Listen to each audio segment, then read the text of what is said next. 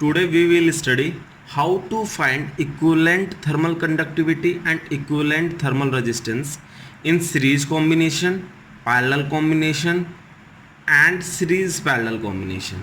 Okay. Now first come to series combination. तो हम सबसे पहले सीरीज कॉम्बिनेशन को ले रहे हैं. आज मैं आपकी कंसेप्ट क्लियर करूंगा. इसमें सीरीज कॉम्बिनेशन लिया. ओके. तो आपको पता है, हम पहले इलेक्ट्रिकल सर्किट में देख लेते हैं सीरीज कॉम्बिनेशन कैसा होता है, क्योंकि ये आपने ऑलरेडी 11th-12th में पढ़ रखा है. ठीक है. ये आपका सीरीज कॉम्बिनेशन हो गया दो रेजिस्टेंसेस का. ठीक है. इस रेजिस्टेंस को मैंने नाम दे दिया R1, इस रेजिस्टेंस को नाम दे दिया मैंने R2. ओके. इसमें करंट फ्लो कर रहा है मेरा I. ठीक है. इसमें वोल्टेज डिफरेंसेस होंगे, इन पॉइंट्स पे वोल्टेजेस होंगे, जिन वोल्टेज डिफरेंसेस की वजह से करंट फ्लो कर रहा होगा. तो यहाँ पर मेरा इक्विवेलेंट रेजिस्टेंस क्या होता था, R is equal to R1 plus R2, ये होता था. Okay. Now come to heat transfer. Okay. Heat transfer के केसेस में कैसे देखते हैं हम थर्मल रेजिस्टेंसेस को. पहले तो हम किसी कंडक्टर को ड्रॉ करेंगे.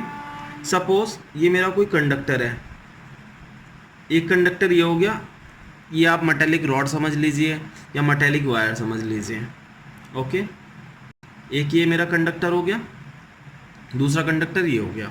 इस कंडक्टर की मैंने थर्मल कंडक्टिविटी K1 कंसीडर कर ली, इसकी मैंने K2 कंसीडर कर ली. ओके. इसकी मैंने लेंथ L1 कंसीडर कर ली, इसकी लेंथ मैंने L2 कंसीडर कर ली. ओके.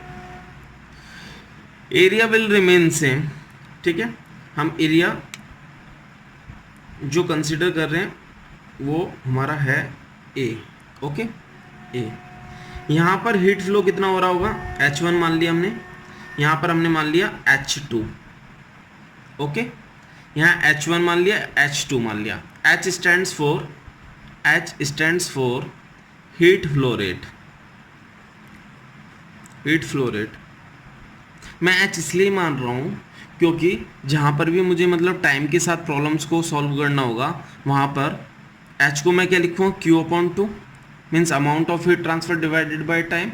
और जहाँ पर मेरा लेटेंट हीट वाला केस होगा तो वहाँ पर मुझे Q is equal to ML show करना होगा.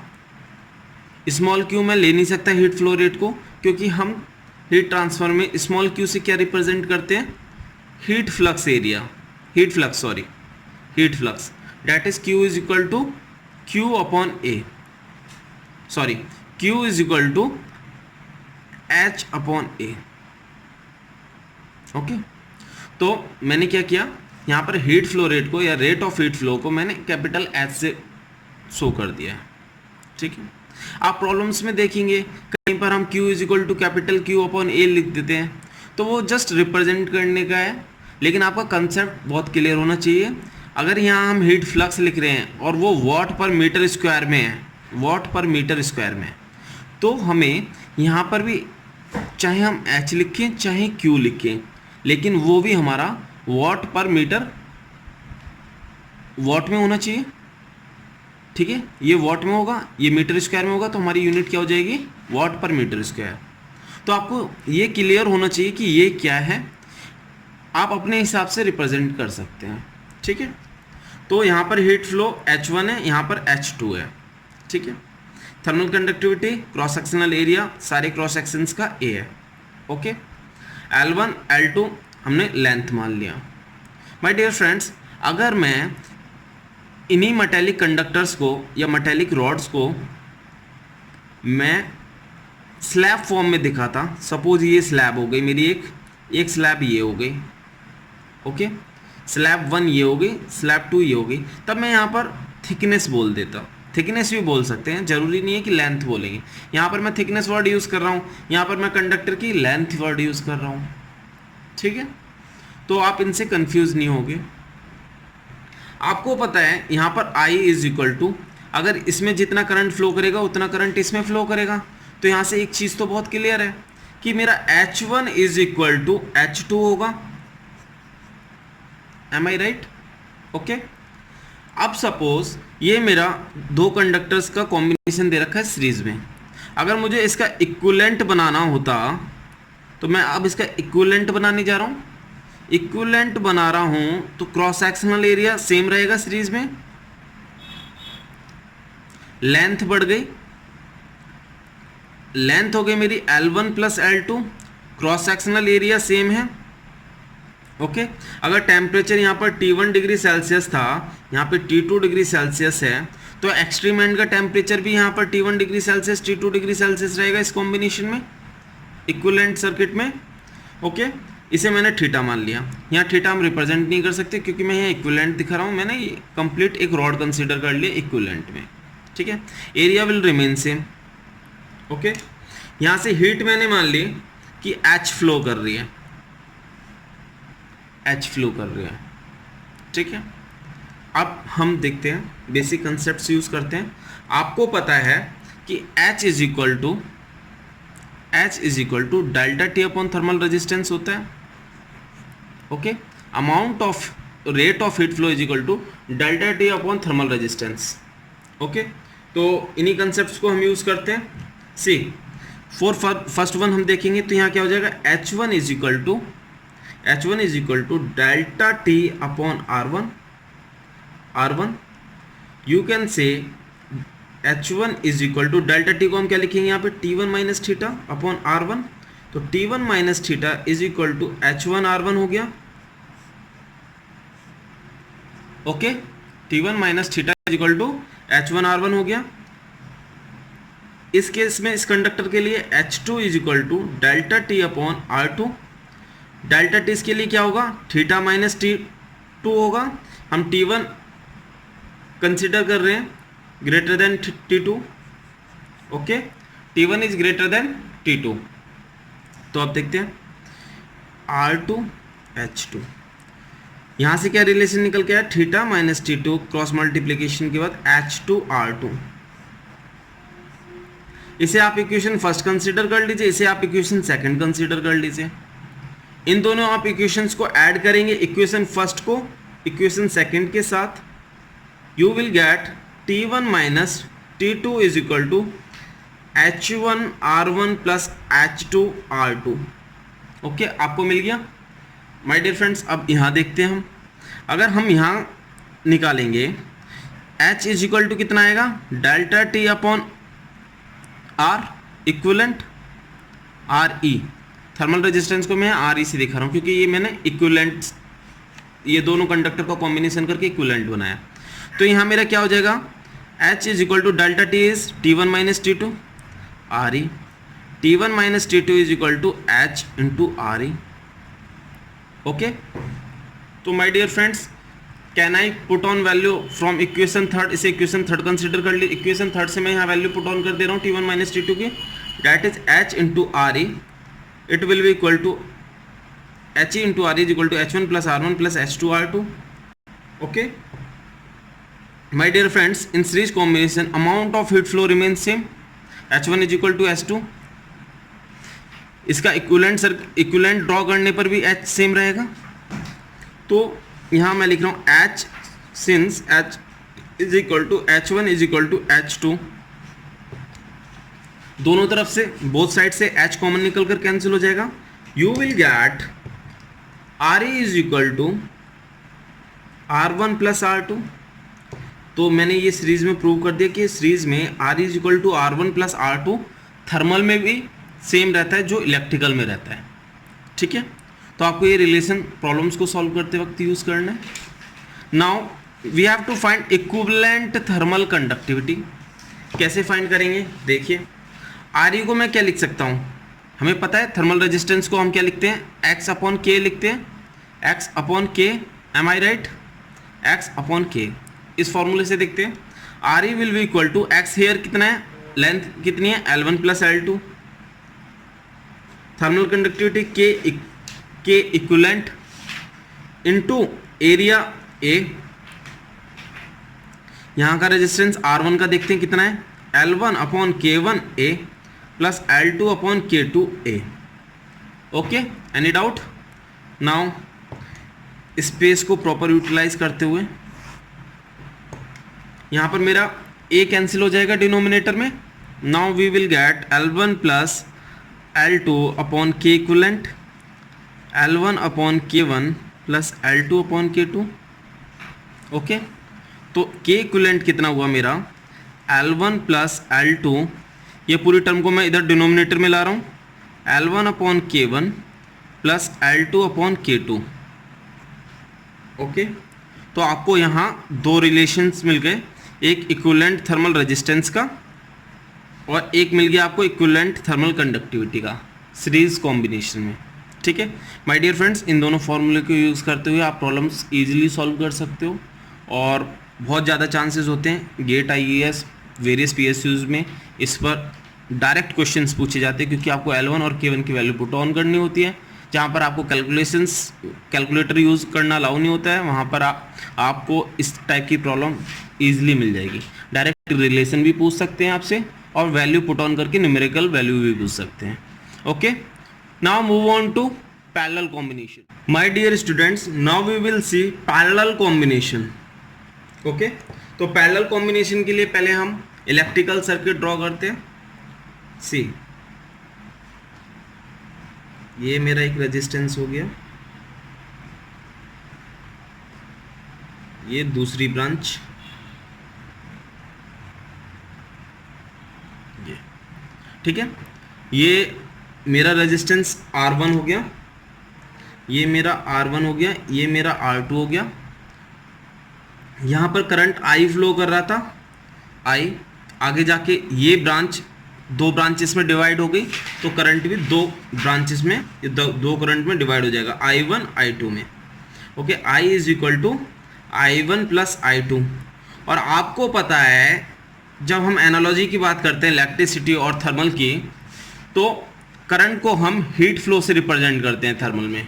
ओके, करंट को हम हीट फ्लो से रिप्रेजेंट करते हैं. और यहाँ पर रेजिस्टेंस हमारा क्या होता है इलेक्ट्रिकल में, 1 upon RE is equal to 1 upon R1 plus R2. कुछ याद आ रहा होगा आपको.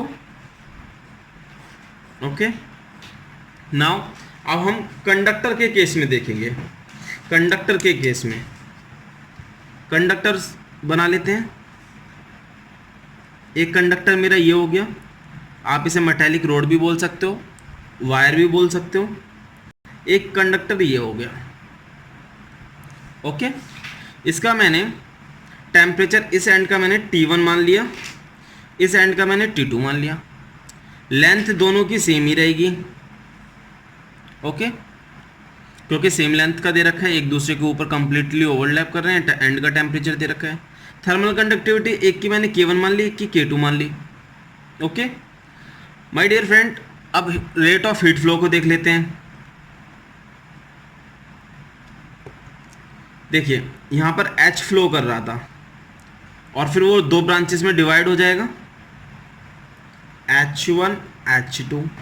ओके, तो मैं क्या लिख सकता हूँ, H is equal to H1 plus H2 लिख सकता हूँ. Of course I can write. अगर मुझे पहले अभी क्या रह गया, एक और पैरामीटर रह गया है, डायमेंशन में लेंथ बता दी, क्रॉस सेक्शन का भी बताना होगा. सपोज इसका एरिया A1 हो गया, इसका एरिया A2 हो गया. ओके, तो अब मैं इसका इक्विवेलेंट कंडक्टर कॉम्बिनेशन शो करता हूँ. कंडक्टर कॉम्बिनेशन का इक्विवेलेंट शो करता हूँ. इक्विवेलेंट होगा मेरा इस टाइप का.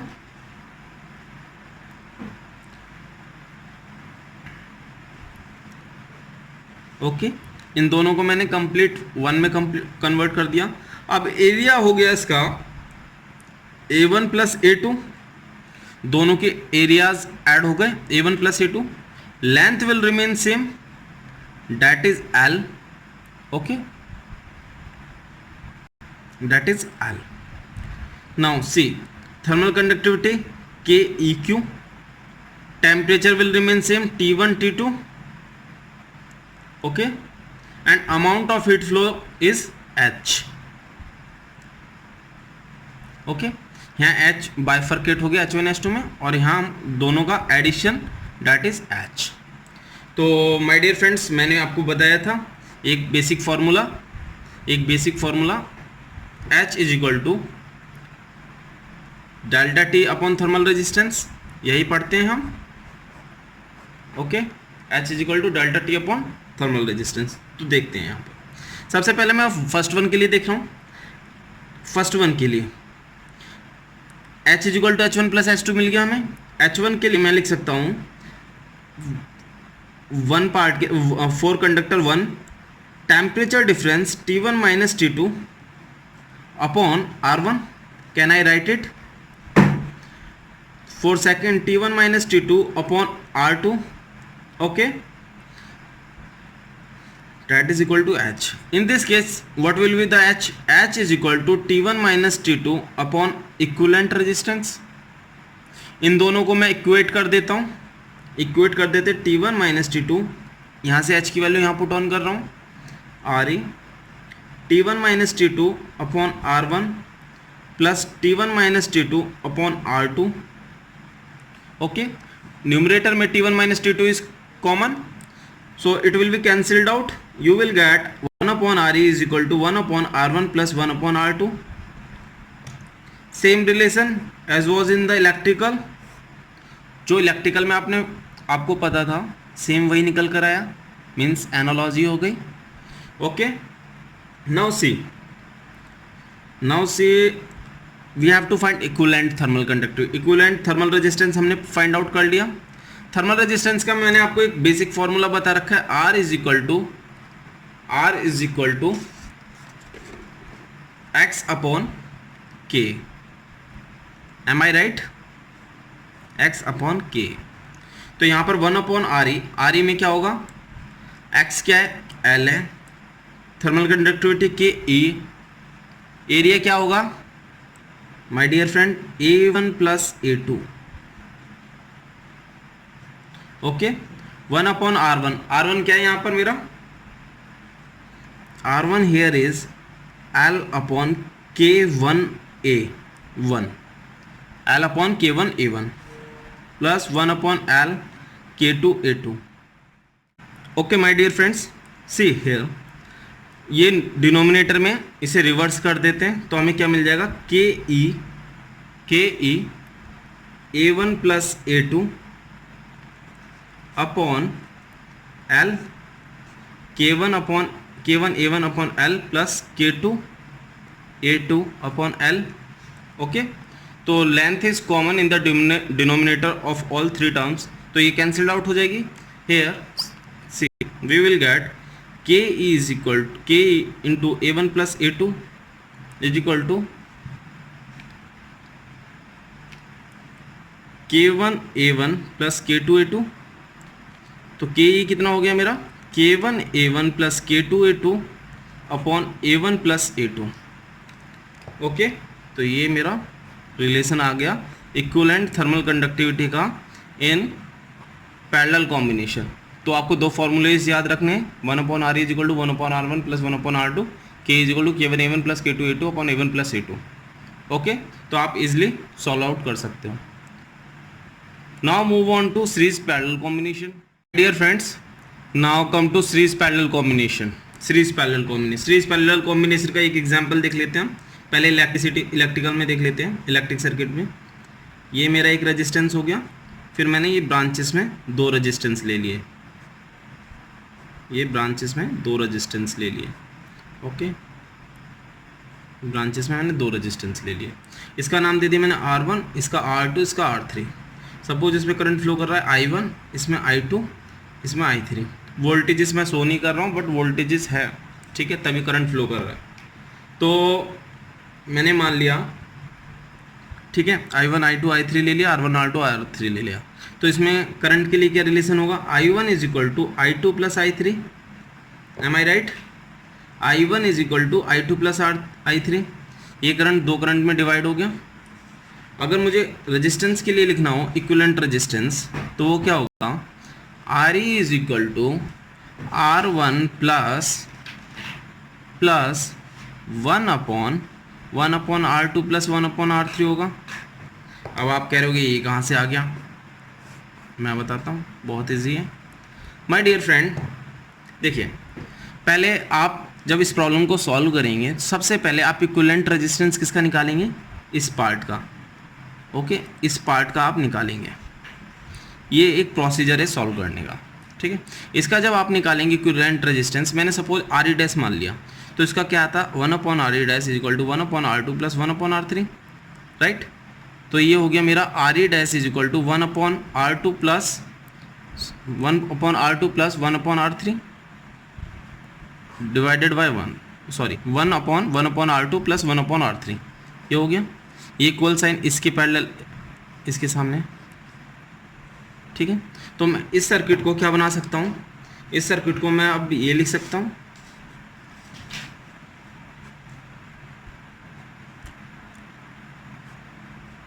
ये लिख सकता हूँ, ये इस तरह से R1 हो गया, ये मेरा हो गया आर ई डैश, राइट।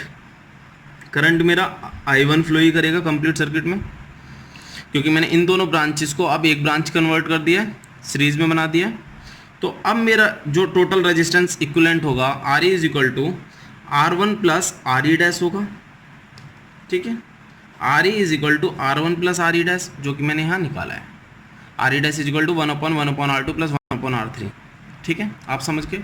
तो अगर ऐसे ही मुझे कंडक्टर की प्रॉब्लम दे दे कि ये दे दिया मुझे एक कंडक्टर, ठीक है, दूसरा कंडक्टर ऐसे दे दिया,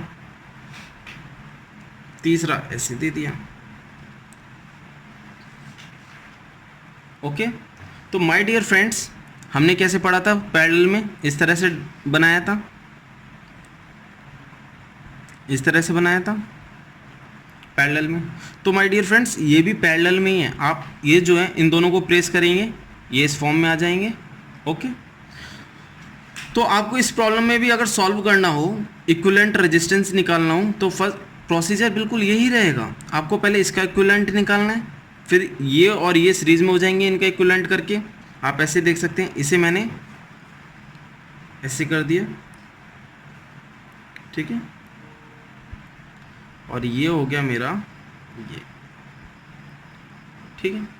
इस तरह से ये सीरीज में हो जाएंगे, फिर आप इक्विवेलेंट रेजिस्टेंस निकाल सकते हो।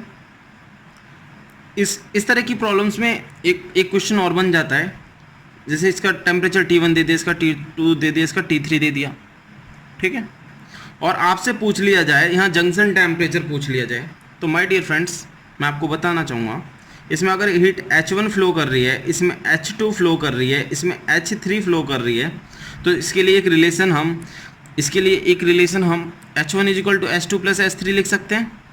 मैं जंक्शन टेम्परेचर फाइंड आउट करने का प्रोसीजर बता रहा हूँ आपको, ठीक है, आप ये लिख सकते हैं। और आपको पता है delta T upon R thermal, आप ये लिख सकते हैं 1 के लिए, ऐसे 2 के लिए लिख लीजिए, सॉरी इक्वल है delta T upon R thermal 3 के लिए हो गया। माय डियर फ्रेंड्स, अब आप यहाँ पर टेम्परेचर डिफरेंस और थर्मल रेजिस्टेंस की वैल्यूज रखेंगे और आपको थीटा टेम्परेचर मिल जाएगा। तो हम ऐसे जंक्शन टेम्परेचर फाइंड आउट करते हैं। थर्मल कंडक्टिविटी के केस में भी क्या करेंगे, पहले पैरेलल कॉम्बिनेशन की थर्मल कंडक्टिविटी निकालेंगे, जैसे हमने पैरेलल का फॉर्मूला ड्राइव किया था, K is equal to K1A1 plus K2A2 upon A1 plus A2। फिर हम जब इसकी इक्विवेलेंट थर्मल कंडक्टिविटी निकालेंगे, तो इन दोनों के कॉम्बिनेशन से हम इक्विवेलेंट थर्मल कंडक्टिविटी कैसे निकालेंगे, इन दोनों का इक्विवेलेंट कन्वर्ट कर लिया हमने, सीरीज में बना लिया, फिर इन दोनों को सीरीज में लेके हम इक्विवेलेंट थर्मल कंडक्टिविटी भी निकाल सकते हैं, ठीक है।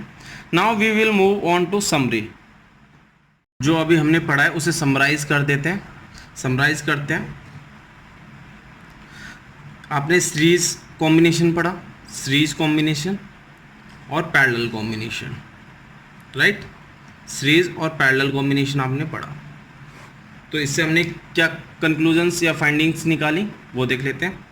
सीरीज में H1 is equal to H2 is equal to H था, यहाँ पर H is equal to H1 plus H2, right.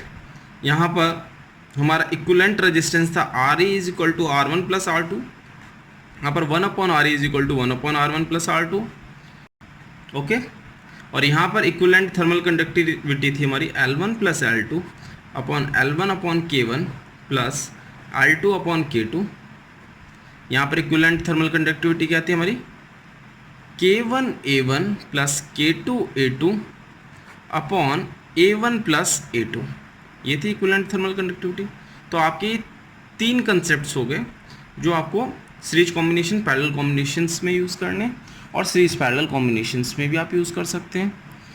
तो अगर आपको वीडियो पसंद आया हो, आपको इससे कुछ सीखने को मिला हो, प्लीज़ वीडियो को लाइक करें, शेयर करें, सब्सक्राइब करें। फॉर रेगुलर अपडेट्स के लिए please ring the bell. Thank you so much.